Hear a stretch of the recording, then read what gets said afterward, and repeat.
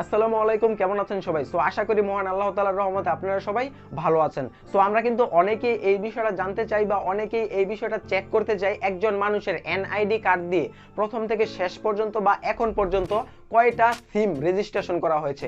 হতে পারে সেটা গ্রামীণ সিম, টেলিটক সিম, রবি সিম অথবা বাংলা লিঙ্ক সিম, যে কোনো কোম্পানির সিমই হোক না কেন এখন পর্যন্ত একজন মানুষের এনআইডি কার্ড দিয়ে কয়টা সিম রেজিস্ট্রেশন করা রয়েছে সেটা কিভাবে চেক করতে হয়, সেই প্রসেসটা আমি আপনাদেরকে আজকে দেখিয়ে দেব। আপনার হাতে যদি স্মার্টফোন বা বাটন ফোন যে কোনো ধরনের ফোনই থাকুক না কেন, আপনি সেটার মাধ্যমে বিনা খরচে মানে কোনো মূল্য ছাড়া আপনি 2 মিনিটের মধ্যে সেটা চেক করতে পারবেন।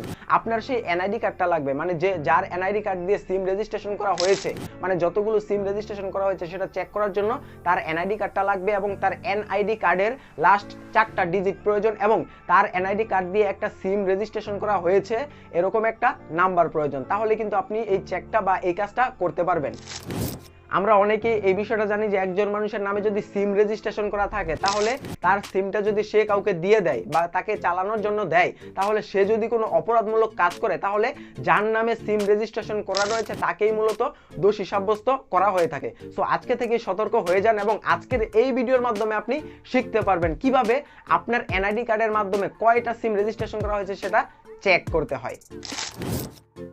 প্রথমে আমাদেরকে আমাদের মোবাইল এর ফোন অপশনে চলে যেতে হবে, মানে ফোন অ্যাপটাকে ওপেন করে দিতে হবে। তারপরে ডায়াল এর মধ্যে এসে একটা সংখ্যা লিখতে হবে। তো আমি এখান থেকে সংখ্যাটা লিখে দিচ্ছি 16001#, এটা লিখে জাস্ট ডায়াল করে দিতে হবে। তো আমি ডায়াল করে দিলাম, আমার সিমটা সিলেক্ট করে দিলাম, যেই সিমটার মধ্যে ডায়াল করব তো সিলেক্ট করে দিলাম।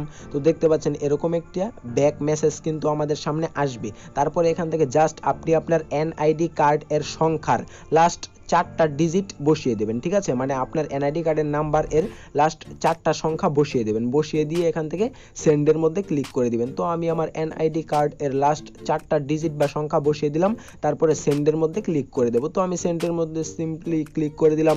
তো দেখতে পাচ্ছেন আমাদেরকে কিন্তু একটা এসএমএস এর মাধ্যমে এখন জানিয়ে দেওয়া হবে যে আমাদের এনআইডি কার্ড দিয়ে কয়টা সিম রেজিস্ট্রেশন করা রয়েছে। তো দেখতে পাচ্ছেন অলরেডি এসএমএস এসে গেছে।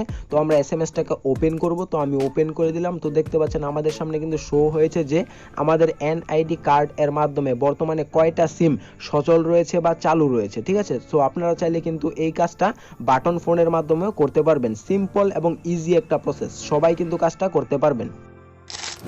অতএব আজকের এই ভিডিওটা এই পর্যন্তই। যদি ভিডিওটা আপনাদের কাছে একটুও ভালো লেগে থাকে এবং ইনফরমেটিভ মনে হয় তাহলে অবশ্যই ভিডিওর মধ্যে একটি লাইক এবং চ্যানেলটিকে সাবস্ক্রাইব করতে ভুলবেন না। আর আপনি যদি ফেসবুক পেজ থেকে আমাদের এই ভিডিওটা দেখে থাকেন অবশ্যই আমাদের ফেসবুক পেজটাকে ফলো করে দিবেন, কারণ আমাদের ইউটিউব চ্যানেল এবং ফেসবুক পেজে এই ধরনের ইনফরমেটিভ ভিডিও প্রতিনিয়তই আপলোড হচ্ছে।